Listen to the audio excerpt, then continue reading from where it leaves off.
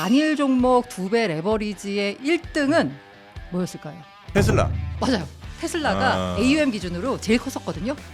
드디어 SK 하이닉스가 이겼습니다. 아 그래요? 그러니까 이 네. 제도가 우리에게 다양한 상품에 투자할 수 있도록 하려고 만든 정책이 아니에요. 이거를 열어주는 게 맞는지 네. 푸는 게 맞는지 네. 그러면은 풀었을 때는 자기 투자 책임 원칙이라는 부분들에 대해서는 좀 확실하게 인식을 하고 하시는 게 좋을 것 아, 같습니다. 당연히 그래야죠. 하여간 레버리지 ETF가 상장이 되고 투자 위험이 있으니 알아서 잘 투자하셔라.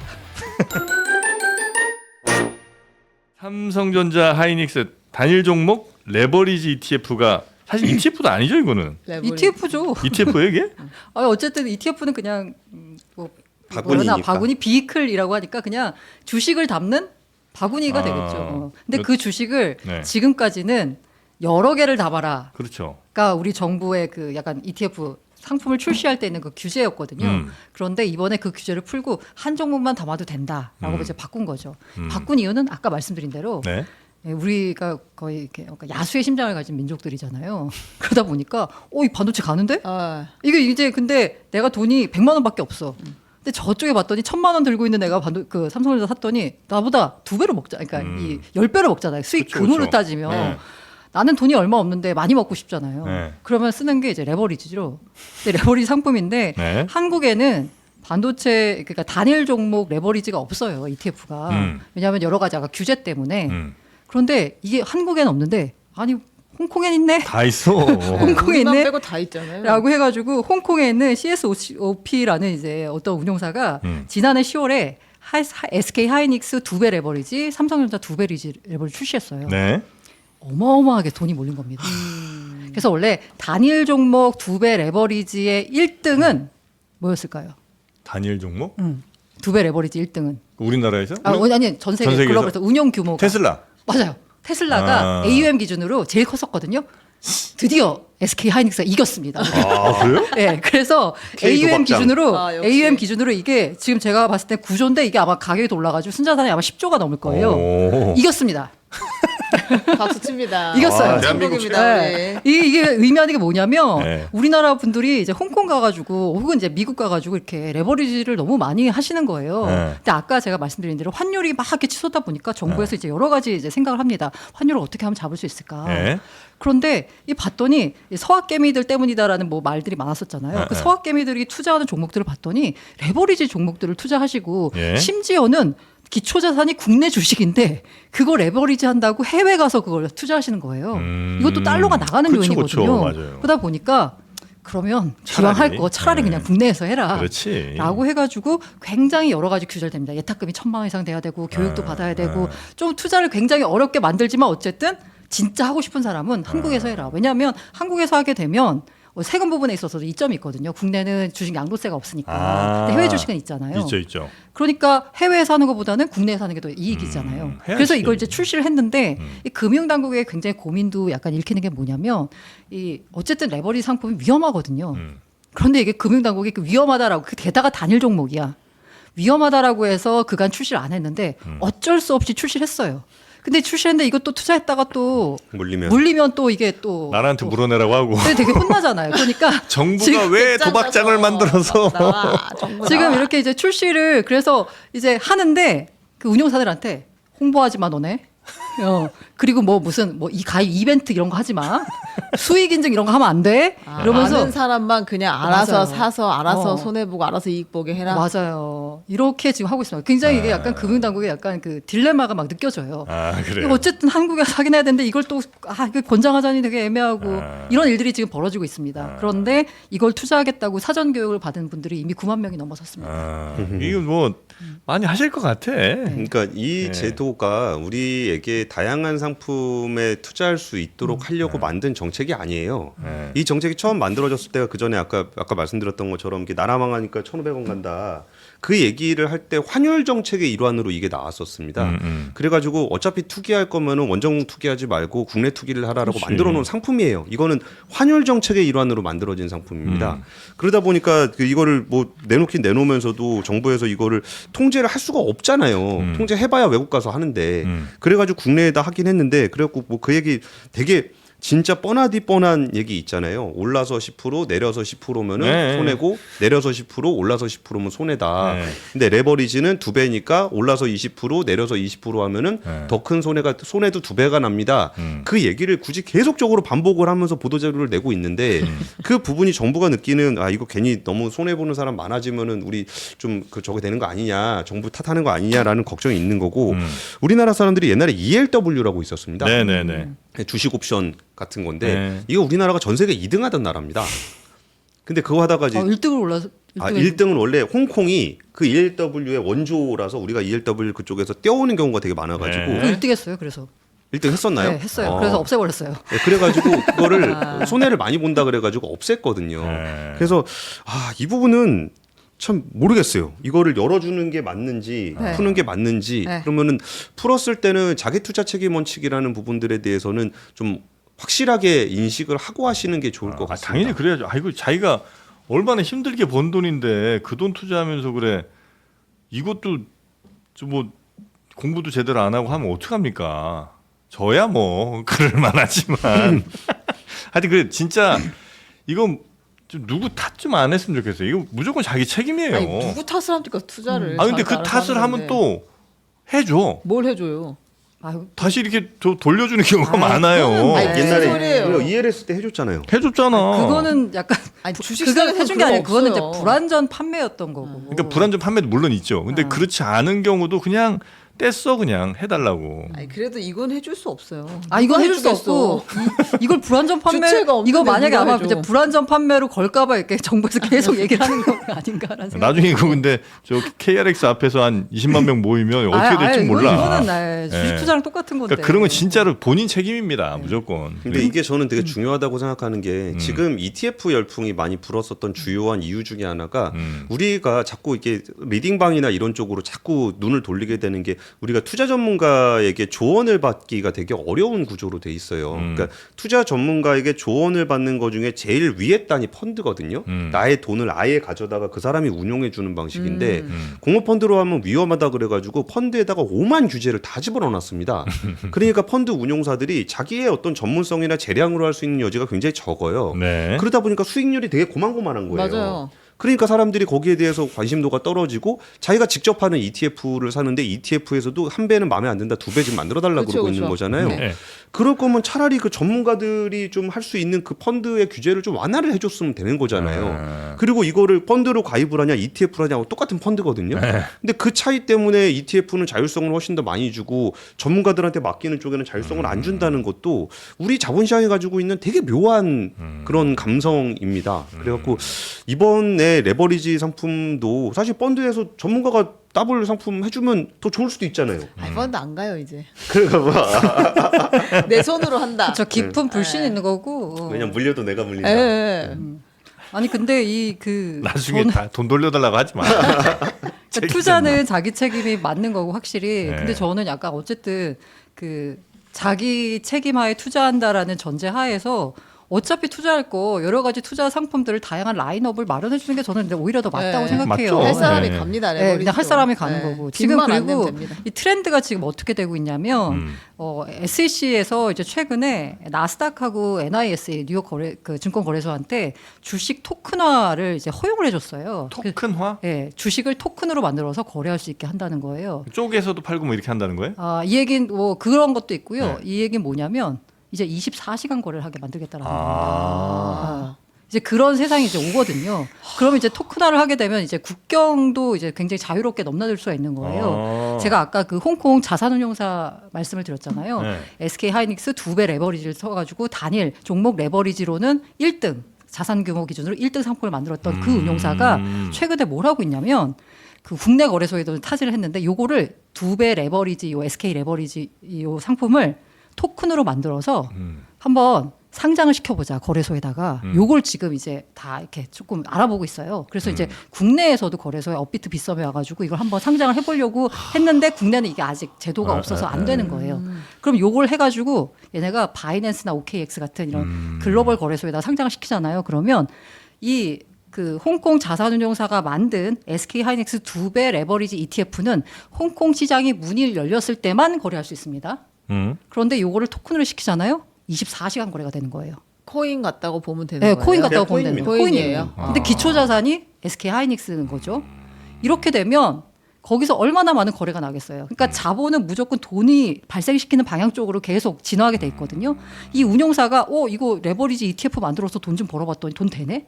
이걸 토큰으로 만들면 거래가 거기서 이게 놀고 있을 때 또 발생하는 거잖아요. 그 토큰은 그러면 기본적으로 들어오는 돈만큼을 SK 하이닉스를 사요 아니면 그것도 요거 얘네가 기초 자산 갖고 있는 걸 기준으로 발행을 하는 겁니다. 아 그래요? 네. 지금 방식은 그렇게 되는 거고요. 사실 그 글로벌 거래소에서 거래되는 지금 이제 굉장히 규제를 안 받는 탈중앙거래소 덱스라는 데가 있어요. 거기서 인기 있는 상품이 뭐냐면 비트코인 이더리움 이런 게 아니고요. 그 브렌트유 선물, WTI 선물, 나스닥 100 그거 자산으로 그걸 하는- 토큰으로 만들어 가지고 거래를 시키는 거예요. 그럼 그 가격은 근데 실물 가격이랑 같이 연동이 꼭 똑같이 돼야 같이 연동이 되는데 이게 그래요? 지금 문제가 뭐냐면 아직까지 규제가 안 들어가서 아까 제가 말한 홍콩 자산운용사가 하려는 건 기초 자산을 얘네가 갖고서 토큰화 시키는 거거든요. 그런데 아까 말한 그 덱스란 지금 규제가 좀 불명확한 곳에서 거래된 토큰은 진짜 기초 자산 없어요. 그냥 뭐예요? 가격만 미러링 하는 거예요. 그럼 그냥 우리끼리 그냥 사설경마장. 게임판을 하는 거예요. 네, 맞아요. 사설경마장 맞아요. 같은 거죠. 그런 시장들이 지금 여기저기서 막 세우고 있어요. 그러니까 이제 SEC에서는 이걸 이제 규제를 받는 걸 이제 만들려고 하는 식으로 진화하고 있는 거고 야. 규제가 없는 곳에서는 이미 그런 움직임들이 막 일어나고 있는 거고 그러다 보니까 제 생각에는 우리 정부가 이거 위험하다라 그래서 막는 게 해결책은 아니다. 근데 그 부분도 있고 저는 지금 K 주식이 인기가 많거든요. 엄청 인기가 많아요. 그러니까 이제 토큰화까지 얘기를 하고 있는 거잖아요. 그랬을 때 일본에서 계좌 인증하는데 하이닉스 주식 사갖고 돈 벌었다 이런 얘기들 되게 많이 나와요. 그러니까 저희가 경제방송에서 우스갯소리로 항상 하는 얘기가 뭐하러 마이크론 3위 회사를 사냐 1등 2등이 따로 있는데 그 얘기를 많이 하는데 지금 되게 다양한 곳에서 이런 현상들이 나타나고 있어요. ETF를 홍콩에 상장하고 미국에 상장하는 게 있는가 하면은 거기서 지금 외국인들이 우리나라에 직접 주식을 살 수 있는 자기네 증권사 계좌를 가지고 한국 주식을 살 수 있는 구조. 네. 지금까지는 우리나라 증권사 계좌를 따로 열어서 들어와야 되는데 반대로 따지면 우리가 미국 주식 살 때 우리의 우리나라 증권사가 아니라 미국 증권사를 계좌를 개설을 해야 살 수 있다 그러면은 어렵잖아요. 그렇죠. 그런 거 열어주기 시작하면서 지금 미국 증권사라든지 아니면 중국 증권사가 한국 주식 거래할 수 있도록 해준다는 거거든요. 그러면은 그것도 결국 한국으로 자금이 많이 들어오는 구조가 되는 거잖아요. 그리고 아까 토큰으로 하더라도 기초 자산을 매입을 해야 되니까 그 사람들이 매수 주체가 되는 거고, 거기에 ETF를 만든다고 하더라도 그 사람들이 매수 주체가 되는 거잖아요. 그러면은 이게 외국에서의 자금의 흐름들이 굉장히 규모가 커지게 됩니다. 그러면 우리나라의 자본시장의 변동성이 커지는 거나 환율시장의 변동성이 커지는 게 어쩌면 불가피할 수도 있어요. 그러니까 더 기업가 평가를 높게 받는 것도 있겠지만 변동성이 커지는 것도 있거든요. 그래가지고 지금 얘기가 나오고 있는 것들이 아까 퇴직연금 활성화라든지 ISA 계좌라든지 국내 주식에서 안정적으로 끌고 갈 수 있는 돈들이 충분히 보급이 그러니까 어느 정도 단단하게 주식시장이 만들어져야 이 변동성을 좀 낮출 수 있다라는 관점도 있어서 이런 부분들에 대한 정책적 준비도 필요한 상황인 것 같습니다. 알겠습니다. 근데 그 아까 말씀 주신 이제 토큰화가 막 되고 하는 것들 잘 보면 예전에 스테이블 코인 움직임도 좀 그랬고 미국이 다 돈 먹겠다는 거예요. 맞죠? 네. 전체 통화를 그냥 다 먹겠다는 겁니다. 그럼 환전도 없이. 거기에 우리가 현명하게 대응을 하려면 빨리 그 체계 안으로 빨리 가는 게 나아요? 아니면 어떻게든 그거를 막는 움직임에 동참해야 돼요? 그걸 잘 모르겠습니다. 일단은 이게 막는다고 막아지지가 않기 때문에 네. 이거 어쨌든 정부 단에서 뭔가 이게 원화 생태계가 좀 사라지지 않도록 하는 방법을 이제 잘 강구해야 될 것 같고요. 네. 사실 개인 단에서는 사실 돈 되는 곳으로 자본이 가는 거야 너무 당연하기 때문에 제가 아까 말씀드린 그것도 이게 스테이블 코인하고 연결된 거거든요. 토큰화 시키면 이걸 거래하는 그 수단이 스테이블 코인이라는 USDC예요.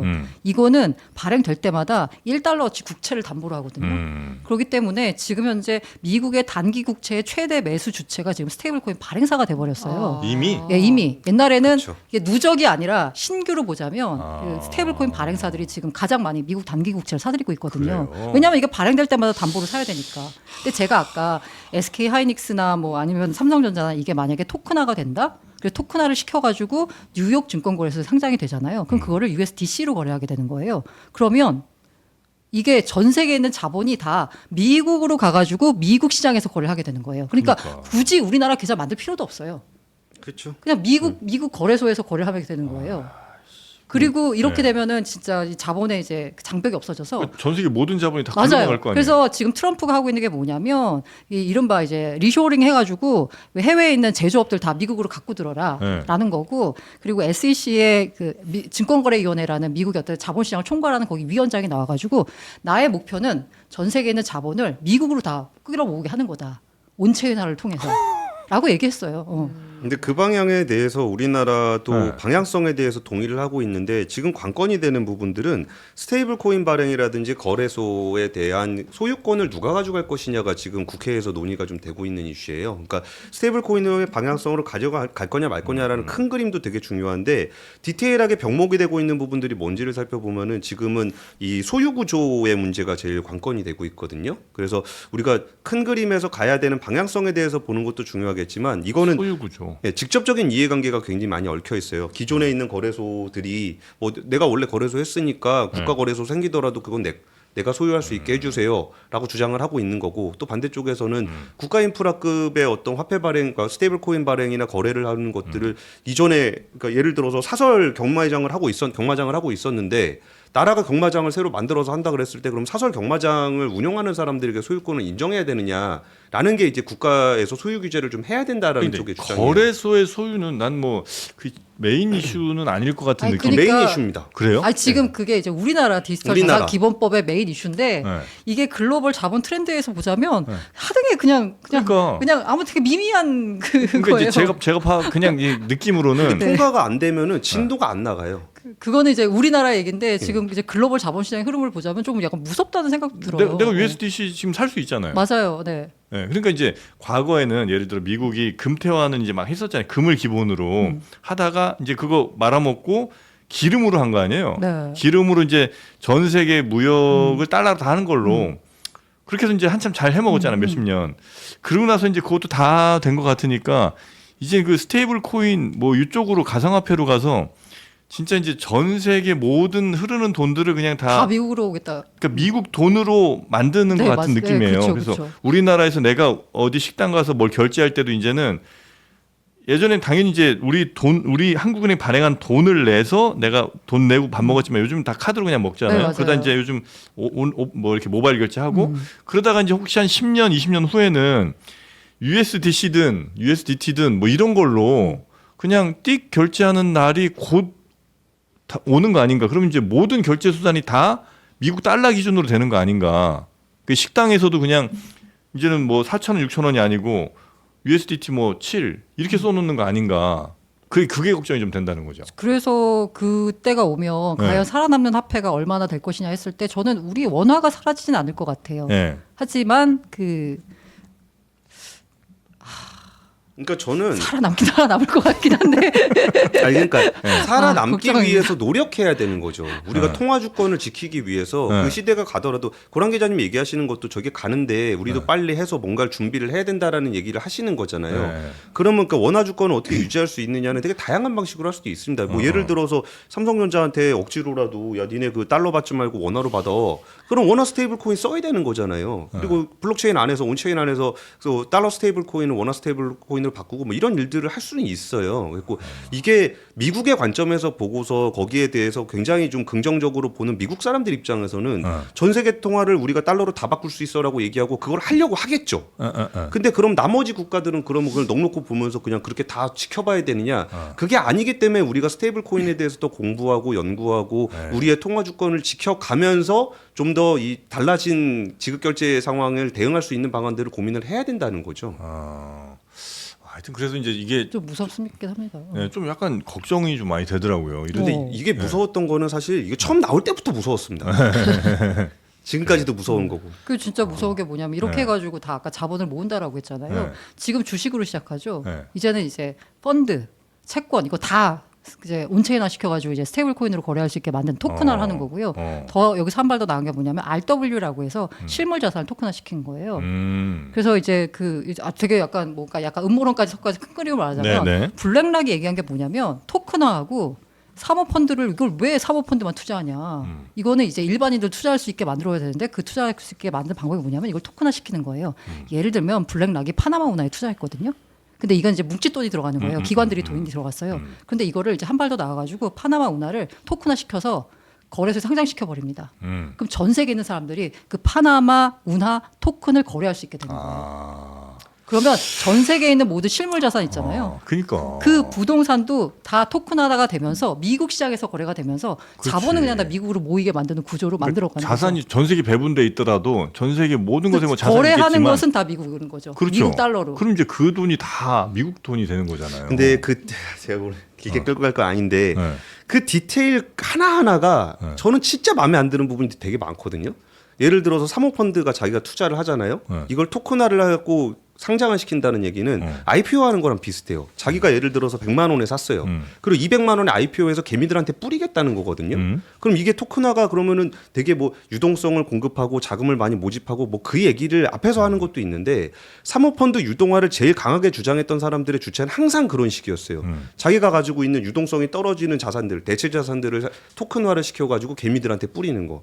그 방식들에 대한 얘기를 계속 하다 보니까 그게 뭐 그쪽으로 가가지고 가는 방향들이 뭐 좋은 방향이고 더 효율적인 방향인 건 알겠어. 근데 그게 반드시 그 모든 사람들한테 이루느냐라는 부분들에 대해서 점검하는 부분들은 저는 필요하다고 봅니다. 근데 예를 들어 이 부분은 이제, 네. 고란 기자님하고 저하고 입장이 조금 다를 수는 있을 거예요. 돈 있는 사람들이 내 자산을 어떤 형태로 저장하고 운용을 할까를 결정할 때 만약에 이제 그런 토큰화가 상당히 많이 진행된 상황이면 달러죠.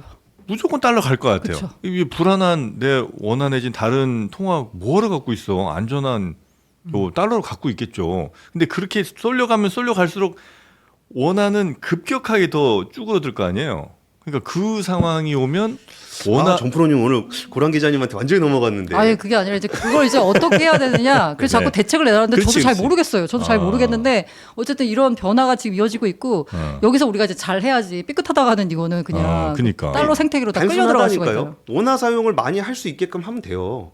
원래 통화라는 게 그렇잖아요. 이렇게 많이 사용되는 통화가 기축 통화가 되는 거고 원화는 상대적으로 작은 통화잖아요. 네. 그래서 스테이블 코인으로 빨리 진입을 해서 거기 기술적으로나 사용처를 많이 넓혀야 된다는 얘기를 하는 거고 그 부분에 있어서는 고란 기자님이나 저랑 같은 생각일 거예요. 그럼 왜 그걸 많이 활용을 하게 해야 되느냐? 더 많은 사람이 원화를 활용해야 나중에 진짜 그 달러 패권이 넘어가는 날이 오더라도 원화 사용자들이 많으면 그 나름대로의 시장을 우리가 차지할 수 있는 거거든요. 그래서 그 부분들에 대해서 어떻게 해야 되냐는 거는 너무나 단순한 얘기입니다. 화폐 때하고 거의 비슷한 그러니까 맥락으로 이거 이제 보시면 돼요. 당위의 문제랑 이제 가능성의 문제를 볼 때 당위는 당연히 그렇게 해야 되죠. 그리고 이제 그렇게 하고 싶죠. 근데 뭐 예를 들어 그건 이제 벽을 담을 이렇게 친다는 것 같은데 여기서 못 나가게 혹은 딴 데서 들어오는 걸 잘 어떻게 막아서 근데 그러면 그럴수록 또 지금 이 글로벌 뭐 이렇게 자본이 막 이동하는 데 있어서 그 벽 치는 게 과연 그럼 우리한테는 해피한 일이냐면 그것도 또 잘 모르겠고 그러나 이제 오늘 뭐 그 논의가 네, 주는 오늘 아니니까 디베이트는 아니니까. 예, 요 정도 하여튼 그런 우려가 좀 있다. 하여간 레버리지 ETF가 상장이 되고 투자 위험이 있으니 알아서 잘 투자하셔라. 이건 본인의 책임이다. 네, 절대 물어주지 않습니다. 물어주지 않고 떼쓴다고 될 문제도 아니다. 위로 10% 아래로 10%면 손해인데 레버리지는 두 배다. 두 배다. 네, 그렇게 이해하도록 하겠습니다.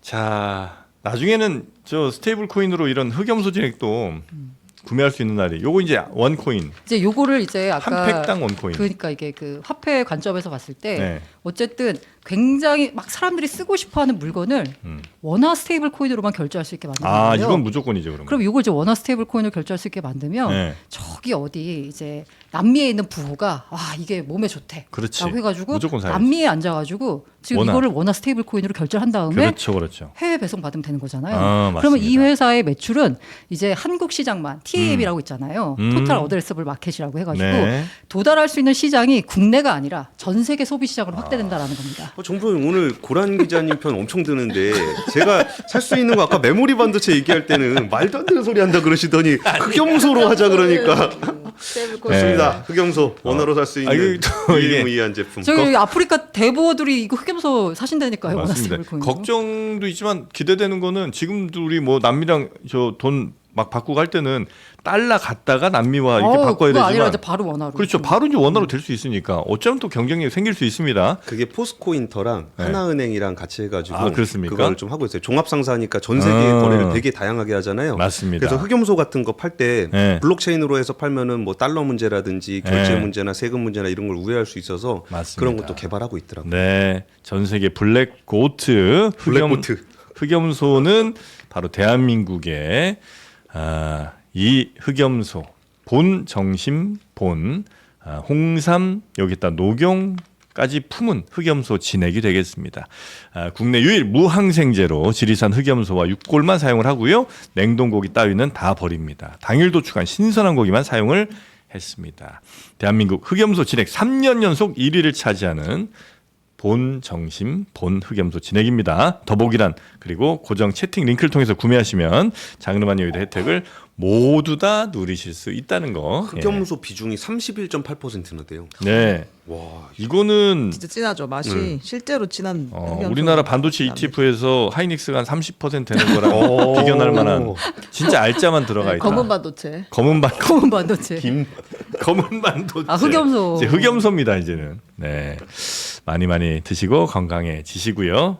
고마운 분들께 선물하시고. 근데 이게 아주 저렴하진 않습니다. 왜냐면 이게 예. 찐이기 때문에. 흑염소가 많이 들어가. 네, 흑염소 많이 들어있어갖고 어떤 것들은 그냥 흑염소 이렇게 샤워한 그런 것도 있잖아요.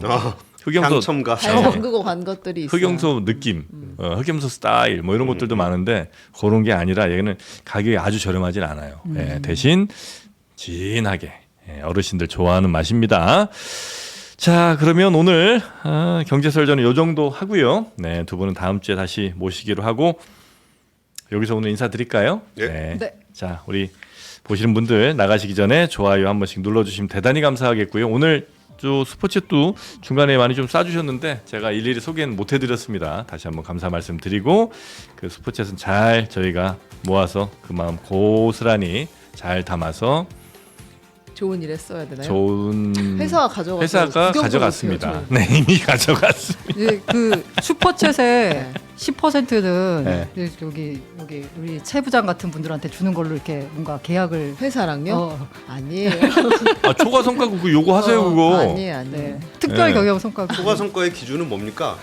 초과 성과는 우리 원래 스포츠지 없는 데인데 나오니까 무조건 다 초과 성과야 이거는. 아, 슈퍼챗은 제로에서 시작하는 거구나. 그러니까 무조건 초과서요. 자, 하여튼 그렇게 많이들 좋아요 눌러주시고 저희는 내일 아침 11시에 다시 여러분 찾아뵙도록 하겠습니다. 함께해 주신 여러분 고맙습니다. 감사합니다.